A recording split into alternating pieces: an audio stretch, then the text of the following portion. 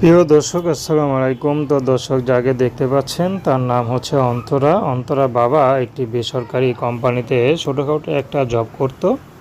তো বর্তমানে অন্তরা বাবাটা মারা যায়, কিন্তু মারা যাওয়ার আগে তার মেয়েকে অন্তরা বাবা বিয়ে দিয়ে যায়।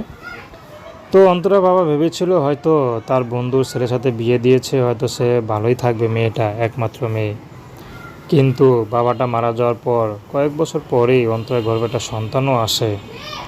কিন্তু তার স্বামী তাকে ডিভোর্স দিয়ে ফেলে চলে যায়। আসলে বাবার কিছু যৌতুক দেওয়ার কথা ছিল, সেটা পরিপূর্ণ দিতে পারেনি। তো যাই হোক, বর্তমানে অন্তরা তার মার কাছে থাকে। তো অন্তরা এখন ইউটিউব এসেছে, তার 2 বছরের সন্তানকে নিয়ে যে পুরুষ দায়িত্ব নেবে, অন্তরা তার কাছেই বিয়ে বসবে। তার কোনো পছন্দ নেই, যে তাকে ভালোবেসে আপন করে নিতে পারবে, অন্তরা তাকে বিয়ে সাথে বসতে রাজি আছে।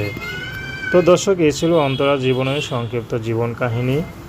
তো প্রেম, ভালোবাসা, বিয়ে শাদী করা একান্ত আপনাদের ব্যক্তিগত ব্যাপার।